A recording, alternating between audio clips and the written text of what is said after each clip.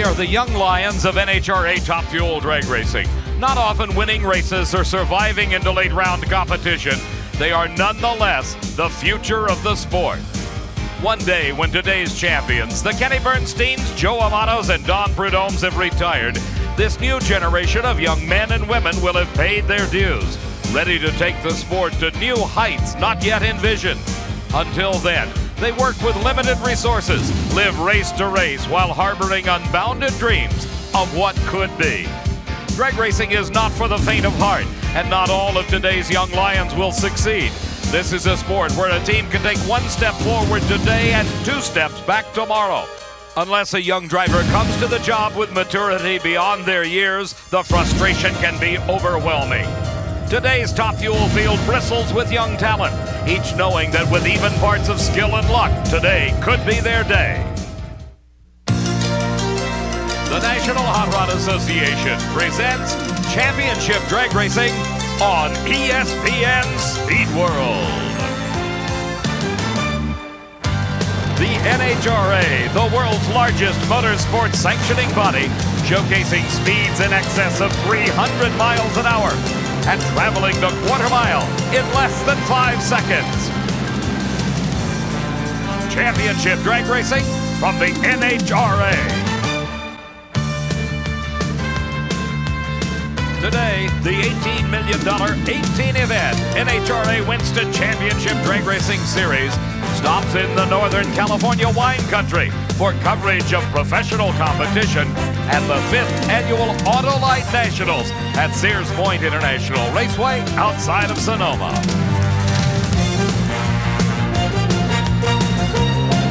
Hi everybody, I'm Dave McClellan, and the weather here at Sears Point is one of those days that the Northern California Chamber of Commerce likes to brag about. Crystal clear skies greeted the fans this morning when they flocked into the racetrack, and the sun has been out all day long, but that has presented somewhat of a problem. As the sun beats down on the racing surface, the traction tends to go away. It has presented quite a challenge to our racers, and the Winston points leader in Top Fuel is one of those racers that failed to rise to the challenge. For more on that story, here's my good pal, Steve Evans.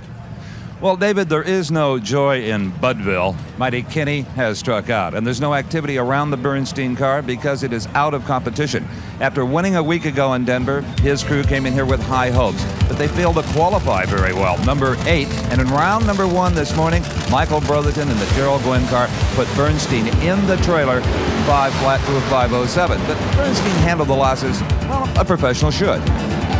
We've just been off all weekend here with the Budweiser King, and Dale and the guys have tried hard, but we just didn't get it done. Brotherton surprised you a bit with that 5 flat. No, we figured a 5 flat 498.99, but that's where we wanted to be. We thought we had it in that position, but it didn't.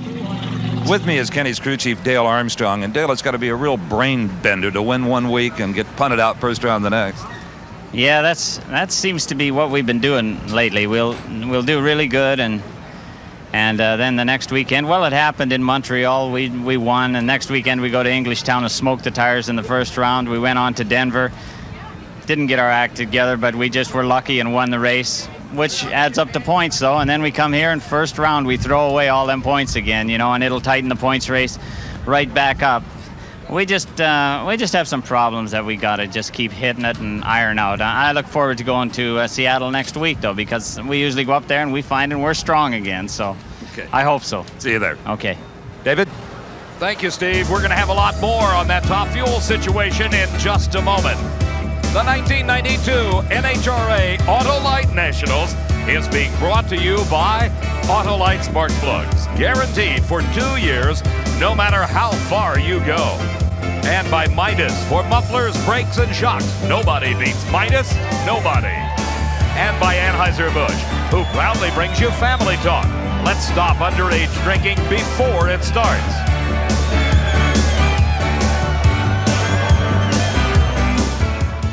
Back to the sunshine of Northern California and the Autolite Nationals here at Sears Point International Raceway.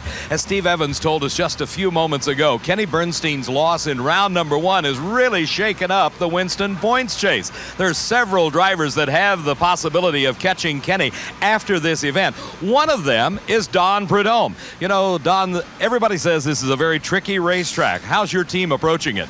Well, I think John Mellon and the whole school band of crew, they're doing a great job. It's a crew chief's race here. You know, this track gets a little slippery, but the guy who's got the right setup is going to win this race. Best of luck to you today. Thank you. Coming into this race in the Winston point standings, only Joe Amato had the opportunity to pass Kenny Bernstein, but everybody in the top 4, including Pat Austin and Prudhomme, could get very close. Looking back into round number 1 competition, it was Prudhomme against Eddie Hill. Prudhomme's car was lined up in the near lane of the racetrack. Eddie Hill had qualified number 11 at a 5:04, while Prudhomme had qualified 6th at a 4:96. Earlier today in this first round match, Prudhomme used that quicker qualifying time to select his lane, and it obviously paid off. In a close race, Prudhomme set low elapsed time of eliminations at 4:92 to a losing 4:96 for Eddie Hill. Another race earlier today in the first round found a pair of our young lions. Pat Austin, who some feel is the most successful of the younger drivers in this top fuel sport, had qualified 2nd at a 4:92.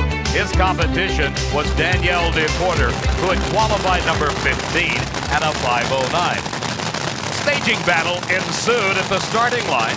Starter Buster Couch finally broke down and tried to wave Danielle DePorter. He got some assistance from Pat Austin's brother Mike and the rest of the crew. Danielle almost made it pay off. She ran 5:09 but was outdistanced by a great 4:94 at over 289 miles an hour by Austin. As Pat got out of the car, he expressed his opinion of Danielle's driving style, and it's obvious he thought it left something to be desired.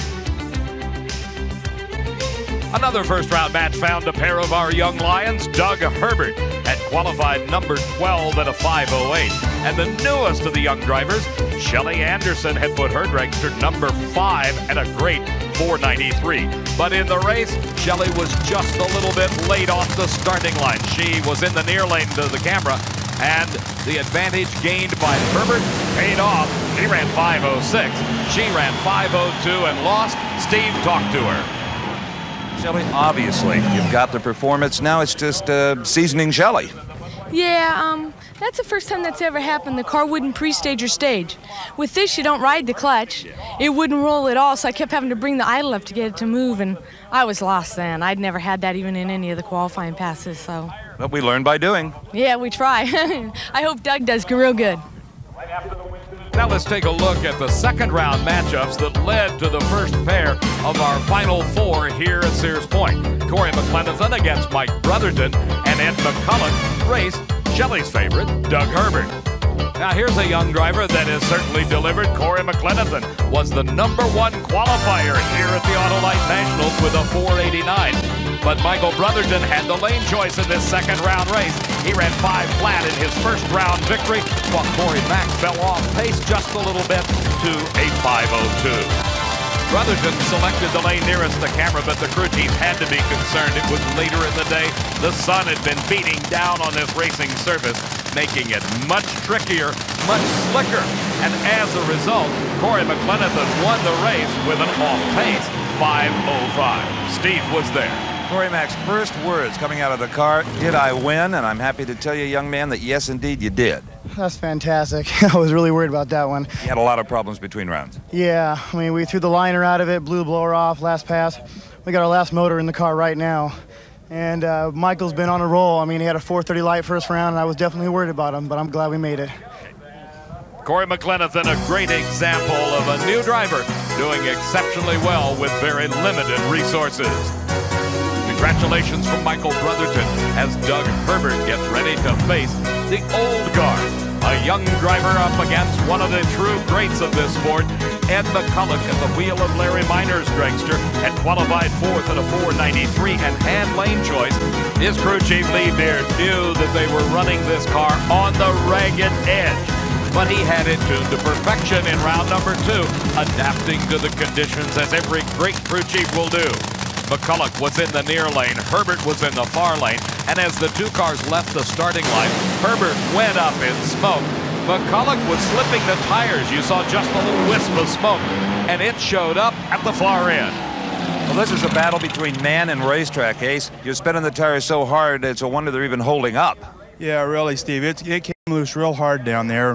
When it did that, I mean, it just goes in park. But got this McDonald's car one round down the road, and we'll try to put it in the winner circle here. The other half of the round 2 ladder found Don Prudhomme against Rance McDaniel, while Pat Austin faced the Winston champion Joe Amato. For McDaniel, it was a dream come true. He debuted a new car at this event, returned to the sport after a layoff of 7 or 8 years, and here in the second round, he raced one of the best, Don Prudhomme. Prudhomme had the lane choice by virtue of the quickest elapsed time of eliminations. That came in round number 1, the 492. McDaniel had some great times of his own, a 493 in qualifying and a 498 in the first round. But John Medlin, the crew chief for Don Prudhomme, had this car running very well after the problems a week ago when they were exploding engines in Denver. Here, another 4-second pass, 495 at 286. Did a little research on fuel systems just north of here during the week. Yeah, that's right. Sid Waterman, as we all know, does a great job on fuel systems. So John and him got together at his place and worked out some of our engine explosions from last week. Something's paying off. Thank you.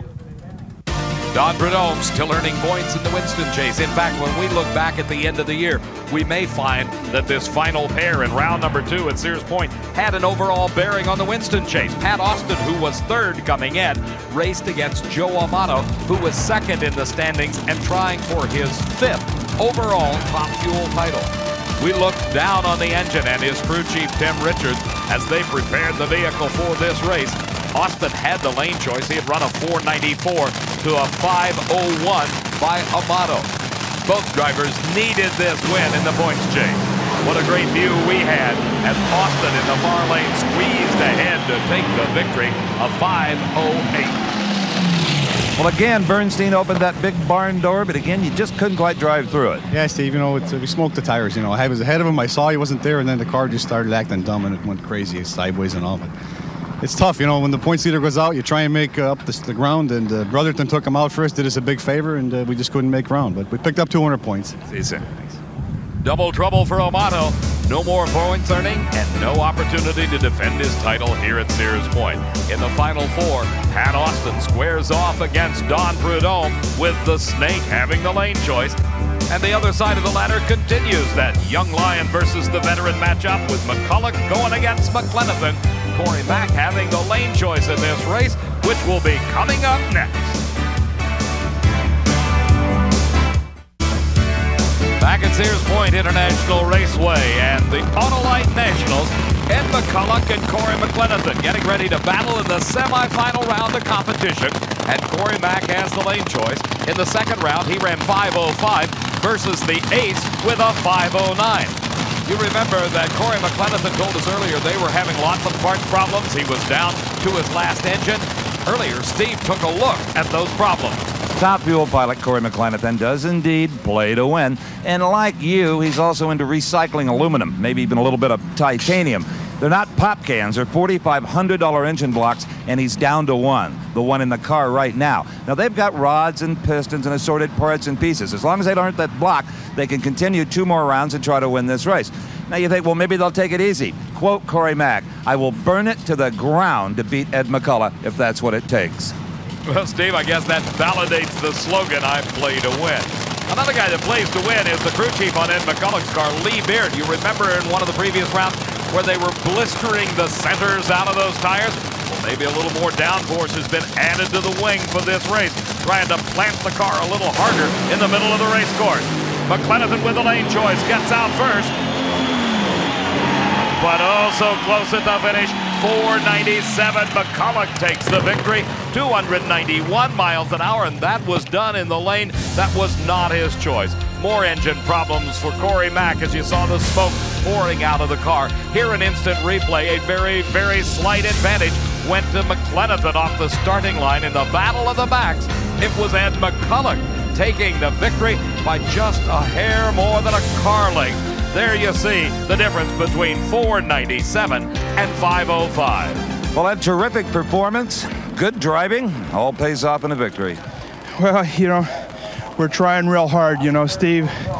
We need to get this McDonald's car into the winner's circle.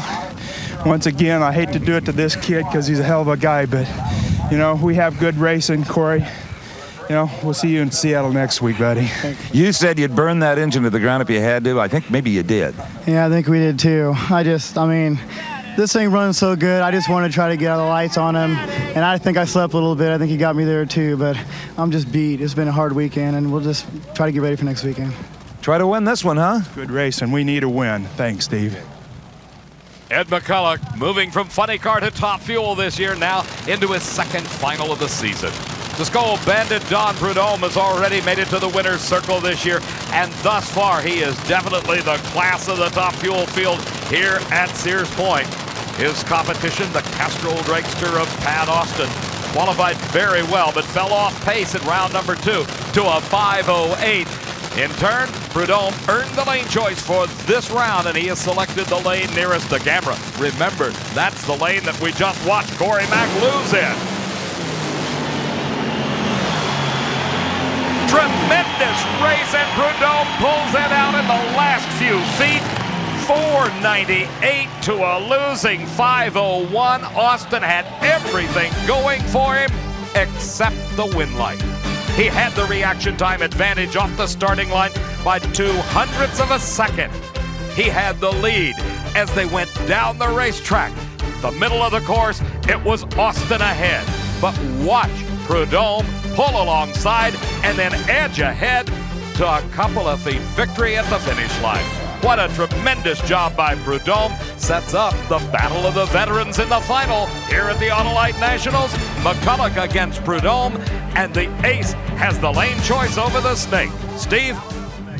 Magnificent drag race, and for you, it had the right outcome. Yeah, it sure did. The car saved me that time. I knew Pat was going to be quick because he's a slouch up there, and the car saved me. It needs to do that every so often. Were you dead sure you'd won? Nah. Well, yeah, I was a little bit sure that time. I've had them closer, believe me, between Amato and myself. But, the Skull Band of Wins car is doing good. Crew's doing a good job. We just need one more good one. You lost lane choice. That's all right. Steve, nothing seems to faze the snake on this day. We'll be coming right back with Pro Stock National Raceway in the Autolite Nationals. We're in Warren Johnson's pit area. It has been truly a season of peaks and valleys in the Winston Points chase in Pro Stock. This man, Warren Johnson, took the lead 2 races ago away from Jerry Ekman, who remains in second. Jeffrey On's in third. Don Beverly was in fourth coming into this event, and Larry Morgan in the 5th spot. In round number 2, Warren Johnson raced Jerry Ekman, while Bob Glidden in the Ford was up against the Pontiac of Jim Yates. WJ made history in qualifying, running a 7:12, a new national record. He still needed the 1% backup coming into round number 2, while Jerry Ekman needed the victory. Before this race, I talked with him. This is almost a do-or-die situation for your Winston hopes. Yeah, it's a double-edged sword, Dave. If I win this round, you can catapult me back into the lead. If I lose it, I'll fall farther behind. So it's really an important round for me. Nobody could have said it better than Ekman, who after his early season success with a couple of victories, actually 3 in fact, he has fallen on hard times in the middle of the year, and it was nowhere more evident than here in round number 2 at Sears Point. He had a great hole shot over Warren Johnson, but the power of the Oldsmobile was just too much. The victory, a 7:26. Johnson into the semis. Well, Warren, considering how much this car wanted to move around, a 7:26, pretty respectable. Just getting here before the other car is the hard part. You don't even care what it really ran. It's tough out there right now, Steve. It's really tough. Another pair in round number 2. Jim Yates and his Pontiac pulled off a big upset in the first round. He came from his 13th qualifying spot to beat Mark Powick, while Bob Glidden did much the same from his number 12 spot. His Ford laid away the Chevrolet of Bruce Allen in round number 1. Johnson's AC Delco Oldsmobile gave the rest of the field something to shoot at in round number 2. That 7:26, the Motorcraft Probe of Bob Glidden, had been running a little bit better at this race than he had in times past, while Jim Yates and his Dynomax Pontiac was certainly up to the challenge. Both drivers having difficulty getting down the racetrack, but at the finish line, Glidden squeezed it out, and his son Rusty celebrated. It's been a while since we've been this far, Steve. We've just struggled all year, but on a track like this, anything can happen. 7:31. That's not bad. We shook really hard, and I'm sure everyone's going to have the same problem. Well, maybe not everyone. Johnson might not. He's been running pretty well. The heat and the tricky track conditions in round 2 affected the pro stock racers probably more than the nitro cars. Scott Jeffreyon raced against Paul Rabeshi Jr., while Ricky Smith squared off against Larry Morgan in the Oldsmobile. It was Rabeshi and his construction company-sponsored Pontiac Grand Prix up against the Mopar Parts Dodge Daytona driven by Scott Jeffreyon, the number 2 qualifier at a great 7:14. Qualifying was one thing, but Mike Sullivan, the co-crew chief on the Dodge, knew that it was going to be very difficult to run those kind of numbers here in round number 2. Johnson's time of a 7:26 was still the mark to shoot for. Jeffreyon got the advantage off the starting line and extended it, winning by more than a car length. Scott, the Dodge Daytona is handling a lot better than it usually does on a track like this. Yeah, you know, the guys on the team, Mike Sullivan and Jerry Haas, they really put their heads together when they built this new 92 Daytona, and it's starting to show. You know, it's really a lot more stable car, and I'm really enjoying it. 7:31. Thank you. They debuted this car 2 weeks ago, and it is just now showing the brilliance that carried this team to 2 Winston titles. The Castrol car of Larry Morgan, owned by Bob Pinella, qualified 14, but he had lane choice here over the STP Pontiac of Ricky Smith. But in this second round race, the story was nobody would stay. Both drivers sat in the pre-stage beam. They sat there, and they sat there, until finally the starter, Buster Couch, took control of the situation, walked forward, and with a motion to both drivers says, back them out. The bad boys of Pro Stock were parked in the penalty box. After time to cool and reset their thinking about staging, the 2 cars came to the starting line once again. And Ricky Smith, noted for quick reaction times, was late at the gate. Morgan got out first, but had lots of problems, and Ricky Smith took the victory to advance to the semifinal round. Well, the battle didn't just end when the win light came on. Ricky went over to the Castrol car of Morgan to offer his congratulations, stuck his hand inside, got a low 5, but took it in stride and strolled over to chat with Steve. Well, Ricky Smith, you went over to shake Larry Morgan's hand, and he didn't want any of it. Well, you know, you got lane choice, you normally go in first. That's just a known deal out here. He had lane choice. He should have went in first. I wouldn't have hung him out. I went in first as it ended up being. Hey, I beat him. Steve, I think that statement probably sent Larry Morgan scrambling for a rule book. Well, it did set up our semifinals, where it will be Ricky Smith against Scott Jeffreyon, the Dodge getting the choice of lanes. The other side of the ladder, Bob Glidden and Warren Johnson battle it out with WJ, the quickest car thus far, picking his lane. And we are set for the semifinals of Pro Stock. Coming up next, it will be Ricky Smith against Scott Jeffreyon. Computer screens, graphs, and charts, just part of the technology of Top Fuel racing today. We're in Don Prudhomme's pit area. That's his crew chief, John Medlin, and his longtime friend, Roland Leong, going over the data recorded on his last run. Here at the starting line, it is the Mopar Parts Dodge. This is Scott Jeffreyon at the wheel. This brand new race car was debuted just 2 races ago and is obviously beginning to show its stuff.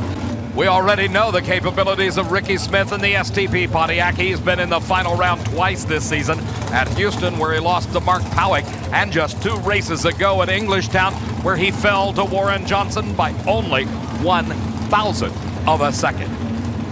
This is the semifinals here at the Autolite Nationals at Sears Point International Raceway. The lane choice here goes to the Dodge Daytona, and if he follows the Ricky Smith rule of racing, he did. He staged first, and now Smith is in the beams. The tree is green. Nearly identical start for both drivers, but handling problems for Jeffreyon. He is forced to lift, and Smith goes into the finals with a 7:36, 188-mile-an-hour charge. I doubt very seriously if he is going to be terribly thrilled with those times, particularly when the competitors on the other side of the ladder have been running much quicker, like this man. The AC Delco Oldsmobile of Warren Johnson with a 7:26, and Bob Glidden with a 7:33 in round number 2. Glidden can only hope that he gets the same break that Smith did. That is, the quicker car. Jeffrey on, for example, losing traction and having handling problems. Glidden hoping the same may occur for WJ. Let's go to the far end and Steve. Third final round of the year. Now you just got to win one of them. Steve, I don't know what we're going to do to get this final round under. You know, it seems like we can get to the final and can't get by it. But, you know, the lane's real tricky today. I don't know what happened to Scott, but I shook a little, and I'm sure he shook. Hey, maybe Warren or Glidden will shake in the final. I don't know who I got to run. I'm just glad to be there. Those old shaky southern racetracks, that experience may have paid off. Yeah, that helps out a lot, you know, being able to handle some of that. So maybe I can win this thing. As Bob Glidden backs into position, his son Rusty out directing traffic. Rusty is a pro stock driver in his own right now, and earlier back in the pits, Steve had a chance to talk with him. Now, you may have heard that family Glidden would be running 2 pro stock cars here at Sears Point. Well, actually, they were, but here's what happened. On Bob Glidden's final qualifying attempt, he got into the show, but he bumped out his son, Rusty. Rusty, you can go from a driver to a mechanic real quick in this family. Yes, you can. It's better him than somebody else. But, you know, I'm just happy to be getting the chance to, you know, be able to drive and get some experience. Maybe we'll get me a car that's going to work really good. And I imagine I'll be a contender come next year. Can you guys take Warren Johnson? We're going to do everything we can. I hope it prevails our way. He's beat us the last 2 races in a row, and I think it's our turn to beat him. Right now, Warren Johnson is definitely showing his stuff at this Sears Point race. Here in this, the trickiest and hottest part of the day, Bob Glidden is hoping for a break. As WJ has had quick time all weekend, and look at Glidden out of shape. He is forced to lift as the car gave him lots of problems. No difficulties for WJ, just read the board. 7:22 at over 192 miles an hour. That is low ET of eliminations. As we watch again, Glidden got a great advantage off the starting line, nearly 300ths of a second, but the car lost traction, and Glidden almost lost it. Getting really loose out there, Glidden and the Ford Probe having to shut down, letting Johnson streak on for the victory and the right to race Ricky Smith in the final round. And Ricky's gonna have to find some power to beat WJ. Steve? Yeah, one more of those at 7:22 or thereabouts, and we'll be talking again. I didn't think it was quite that fast based on the conditions we have out here. Everybody's shaking, and just this track's driving all of us nuts right now. I know, and Ricky fancies himself a leaver. Well, Ricky's done an awful good job in the past, but I've left on him too, you know. Maybe again. Steve will find out a bit later on, but next, it's Funny Cars. Back at Sears Point International Raceway, there's lots of work going on in Gordon Minio's pit area, and Gordon made history this weekend when he, for the first time in his career, became the #1 qualifier in Funny Car. Quite an achievement, Gordon. Thank you very much, David. It's really been a pleasure being here. We've worked so hard. We've come across this fuel system that I really don't want to give it up. McGee's have been just great. They've supplied it. It's working good. This car will win this race. Like Gordon Minio, there was another driver this weekend who races on a limited budget, but he was not so enthused with the outcome of his weekend. It was Gary Clapshaw in the far lane against John Force in round number 1 here at Sears Point. About a third of the way down the racetrack, Clapshaw's engine exploded, turning the Ford Probe into a ball of fire. He was able to bring the car safely to a stop. He opened the emergency hatch on the roof of the car and climbed out amongst the billowing clouds of smoke. NHRA Safety Safari was quickly on the scene, hosing down the car and the driver. From another angle, the explosion and fire as the oil continued to pour out of the engine as the car ran down the racetrack. That just fed the flames. From yet another angle, you see exactly the problem that Clapshaw had. The car not only got hot, but full of smoke. Steve was there. Well, Gary, these things are no fun for the real veterans. When you're not all that accustomed to it, it can be really horrifying. Yeah, you just want to get the car stopped and get out of it. You know, that's what's on your mind. And see if you can get the bottle set off and the laundry out and get things stopped. So, yeah, that's what I tried to do and got out of it, flopped out of there like a big tuna, you know. But we're talking. That's the important thing. Yeah, I'm fine. I'm fine. Cars burn a little bit, but we'll be back. Good driving and great presence of mind on the part of Gary Clapshaw kept him safe but the race car severely damaged. John Force took the win in round number 1. Coming into this race, he had the points lead over Cruz Pedregon, and Al Hoffman was in third, Dale Worsham fourth. Chuck Etchells rounded out the top 5 after the race at Denver. The second round pairings found number 1 qualifier Mineo against Gary Bolger, while Hoffman challenged Force in a battle of the Winston Points contenders. Gordon Mineo got a giant break in round number 2 when his competition, Gary Bolger, was unable to show. Steve Evans asked Gary what was the problem. We broke our motor today and we can't go back up this weekend. Possible to fix? It's not impossible to fix, but we don't have enough spare parts to go to Seattle, and we need to go to Seattle. It's tough running as close to the best as you guys do. It is. It's hard, but we'll keep going at it. Like any other form of motorsports, parts attrition can definitely play a role, and a tough break for the Creasy family entry with Gary Bolger at the wheel. For Gordon Mineo, his round number 2 performance was not one of the stellar ones that they would hope for. His son Jason looking on as he ran 5:55 at only 234 miles an hour. John Force had qualified in the 5th spot and had the lane choice based on a 5:30 in round number 1. Al Hoffman, though, in an eagerly awaited matchup, was coming from the underdog's role as he was only able to muster a 5:47 in his first round victory over Tom Hoover. The blower drive service Dodge at a decided disadvantage to the Castrol Olds of Force. The defending event champion got a big break here in round number 2 as the tricky track conditions bit Al Hoffman. He almost lost control, but was able to regain it. Steve was there. John, tell me what you're doing inside that car to get it down the racetrack at 5:37. It's not easy. I don't know. Coyle Federally's getting pretty good at what it run? 37. 37. Just driving it off. Coyle said give a little bit of help and get it through the middle. I saw a whole lot of Hoffman for a long ways, and I don't know, he must have gotten in trouble, but you know, what can I say? It's just working, and Sears Point's kind of our place, and we love it here. The other side of the ladder in round number 2 saw Cruz Pedregon race Gary Densham, while Dale Poldy was up against Del Worsham. Pedregon is the one racer that John Force cannot seem to shake in the Winston Points chase. He is currently second to the leader. His competition here in the second round at Sears Point was Gary Densham, who also was at a decided disadvantage, having only run a 5:42 in his first round victory over Caminito, while Pedregon had blasted out a 5:26, nearly matching his qualifying time of a 5:25. The vibration shook the parachute out for Densham, and Pedregon on the edge smoked the tires.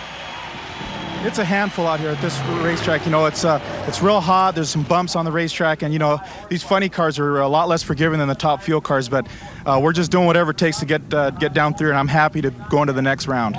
Black tracking all the way to the lights, I might add. Black tracking, of course, indicating spinning tires from starting line to finish line. Del Worsham at the wheel of the family Oldsmobile came into the second round to race against Dale Poldy at the wheel of the Pisano car. This Oldsmobile is primarily a West Coast race car, making infrequent trips back to the Midwest and the Eastern racers.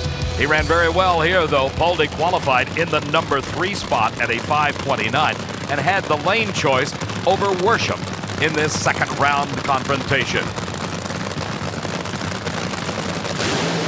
A red light start by Worsham put him out of competition as he got very close to the center line. Poldy went through with a 5:42 elapsed time. Gary Slusser is crew chief, and Frank Pisano, the car owner, quite happy with that kind of performance. That set up the semifinal pairing, Cruz Pedregon against Dale Poldy, and Poldy, with virtue of that 5:42, gets the lane choice, while Gordon Mineo goes off against John Force, the defending Winston champ and event champion, having the choice of lanes. The Funny Car semifinals coming up next from Sears Point. Back at the Autolite Nationals at Sears Point International Raceway, Ricky Smith's lucky talisman riding on board inside that STP Pontiac. The crew getting the car ready for its final round race against Warren Johnson.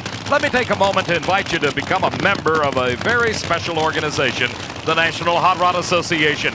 For just $48 a year, you get 48 issues of National Dragster, a patch, a pin, a rule book, and a whole lot more. And if you order by calling the number on your screen, you get a free copy of Diamond P's home video, Drag Racing 91. Give them a call today, won't you?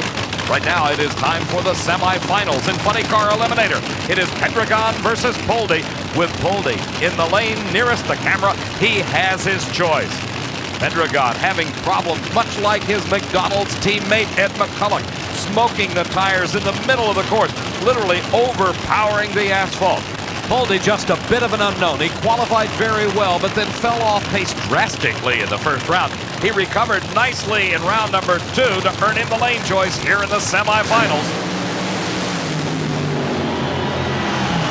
Pendragon pulls ahead and takes the victory going into the final round. Pendragon's time of 5:43 at 2:68. For Poldy, 5:45 at 2:66. Very consistent performance out of the Oldsmobile of Pendragon.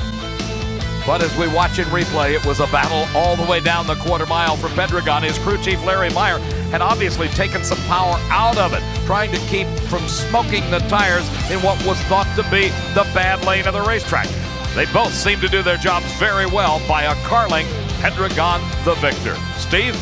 Cruz Pendragon came out of that car like a victorious bullfighter, and you were fighting it. Well, yeah, you know, it's been we've had a little bit of a dry spell here with this car, you know, as far as winning, and you know, I feel like I owe the team. I need to improve my driving, and I'm really trying hard, Steve.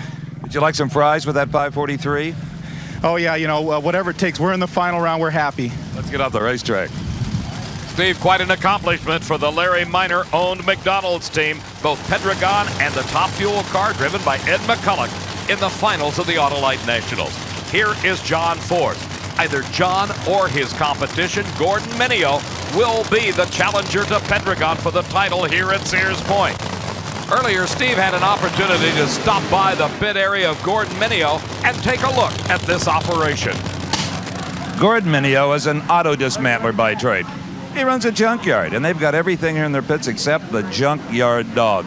John Force, his opponent, has a 2-month-old car. Gordon Mineo has a 3-year-old car he bought from Raymond Beadle.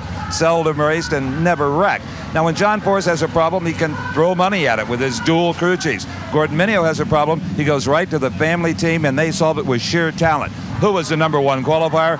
Gordon Mineo. Who do you like against John Force? Well, I think a lot of people here think Flash Gordon can do it.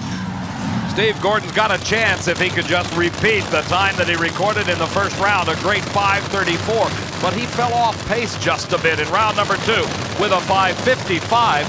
Force, however, has been most consistent. A pair of times in the 5:30, a 5:41 in round number 2. And something goes wrong for Mineo, and John Force goes to the finals to race Cruz Pendragon. The elapsed time, 5:41 at 2:79. That's the kind of consistency that has carried John Force to 2 consecutive Winston championships. Watch in replay as you see Gordon Mineo get out there, the car beginning to lose traction. He starts to lose control and lifts, letting John Force streak away to the finish line to continue what is rapidly becoming one of the great rivalries of NHRA Winston drag racing. John Force against Cruz Pendragon, with Force getting the opportunity to pick his lane by only 0.02 of a second. Down at the far end, let's join Steve Evans. You know, folks, that may have looked easy at home, but John Force, you were driving that car. Great job. I don't know about easy, but I tell you what, it's exciting. As hard as these Castro guys here, they work. They try to put this O's down there where it can win. And then I finally get to do something. Backpedaling's my game. And, buddy, she was trucking out there, and I don't even know. He was there with me, and he was in trouble. So was I, peddler, and she just moved on with the front end up. Pendragon's next. As well, bring him on. Does John Force slow down? I don't think so. The finals coming up next from Sears Point. Point of the Autolite Nationals, John Force has signed an autograph. Let's listen in. This is my good luck hat. I gotta do this every round. Hey, how I look? You look great, John. Don't ever change. John Force to race Cruz Pendragon in the Funny Car Final. That'll be coming up in a few moments. Right now, we're ready for the Pro Stock Final round. And the quickest car on the racetrack, Warren Johnson, and his AC Delco Oldsmobile is in the final against Ricky Smith. Smith in the STP Pontiac for the 3rd time this season is in the final round. And this is a rematch of a race 2 events ago, back at Englishtown, New Jersey, in the finals, it was WJ against Tricky Ricky. The outcome there was decided by 1/1000th of a second, and Warren Johnson took the victory, and at that race took the lead in the Winston points chase and has been extending it ever since. The lane choice here goes to WJ. He is selected as all the quicker Pro Stock cars have the lane nearest the camera. Problems for Ricky Smith. Warren Johnson is out and takes another victory. Warren Johnson, quickest time of elimination, 7.20, had over 191 miles an hour. Definitely the class of Pro Stock at this event. Let's watch again in replay. You see Ricky Smith late off the starting line. Warren Johnson actually got the advantage, but the problems for Ricky set in early. Look at the lead that Warren has built up at that point. He continued to extend it until at the finish line at over 191 miles an hour. Warren Johnson, the champion of the Autolite Nationals. Total domination by WJ. Dare we start thinking a Winston Crown? Steve? Well, a 720 caps off a magnificent weekend, Warren. Well, the 20 was close, but no cigar there, but we won the race. That's the first, most important thing here. The AC Delco Oldsmobile came through it. I'm so happy for all our guys. We have been busting our butts for about the last 6 months trying to get this thing to run quick round after round, and it's finally starting to show. And maybe a Winston championship around the corner. We'll work on his round by round business first, and then we'll worry about the championship later. You got all the money, you got all the points, and almost backed up the record. Sorry you missed that. Well, that's the way it goes, but we won. That's what we came here to do. I have a feeling he'll get that record before the year is out. Warren Johnson's near clean sweep of the Winston points available here at the Autolite Nationals moves him even further ahead of Jerry Ekman, Scott Jeffrey on in third, Don Beverly fourth, and Larry Morgan fifth after 11 of 18 events on the Winston Championship Trail. The funny cars being towed into position.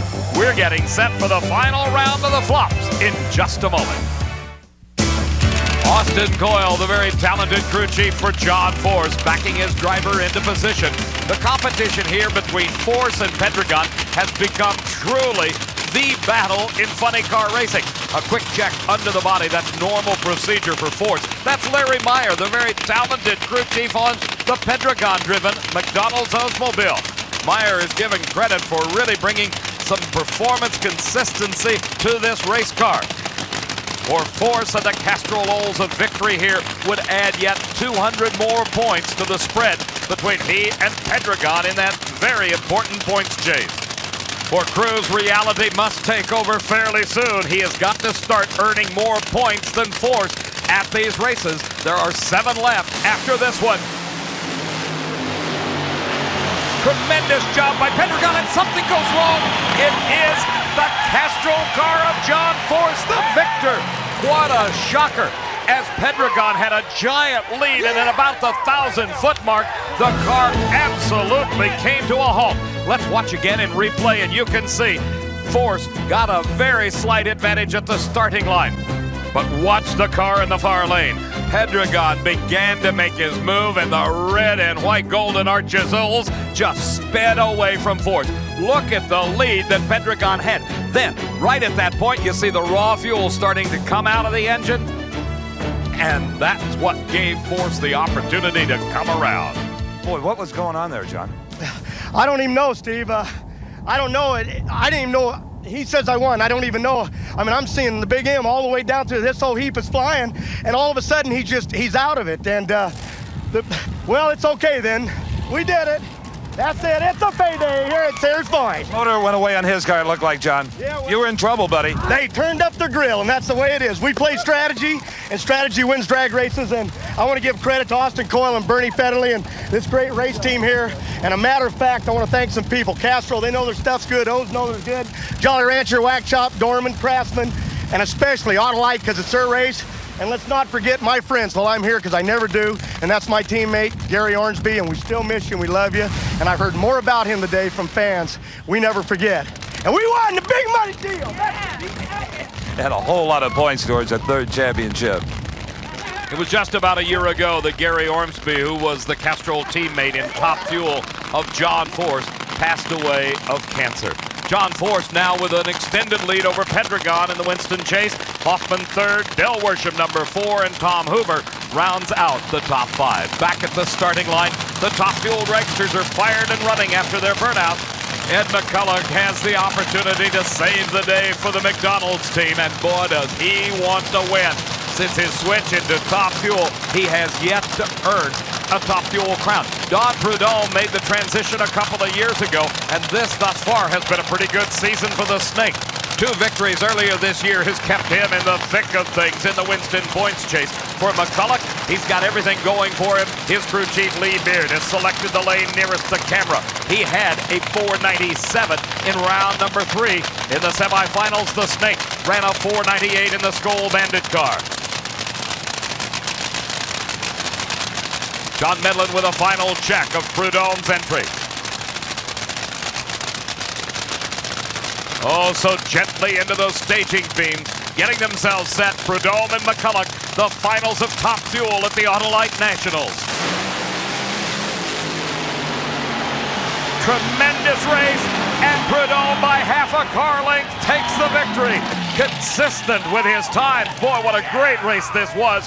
491 at 286 to a losing 493 at 285 miles an hour. The celebration begins on the starting line as we have the opportunity to go back and look at it again. Prudhomme in the far lane got nearly 0.03 of a second advantage off the starting line. He didn't really need it, though. He had the performance as well. A 491 to a 493. Add them together and you get a win by less than a car length. Don Prudhomme, the Top Fuel champion. Let's go down to Steve. What a tremendous Top Fuel final. 491 Snake to the Aces 493. A great battle. Probably the greatest race I've ever been in. I got to tell you, that's, I know we both left pretty close, and Ace was going to be tough, and man, I just can't say enough for, the crew. Everybody's doing just a great job. The Skoal Bandit guys and Wins and everybody that's jumped in, Pontiac and GM Truck, and the list goes on. And I'll tell you, but really owe it to Goodyear. They came up with a tire here for us that just worked tremendous. You've passed Pat Austin in the points and moved in on Bernstein and Amato. Well, that's what's important. That's why we're here, But this game. Races like that are why you're here. That's right. I've been doing this a long time, man, and it never gets dull. Trust me. The champ at the Autolite Nationals. Snake, we trust you. Your smile speaks volumes. The victory by the Snake tightens up a 4-man race in Top Fuel. Bernstein first, Amato second, Pat Austin drops to 4th, and Cora McLenathan number 5. For Steve Evans, I'm Dave McClellan saying so long from Sears Point International Raceway. The 1992 NHRA Autolite Nationals has been brought to you by Autolite Spark Plugs.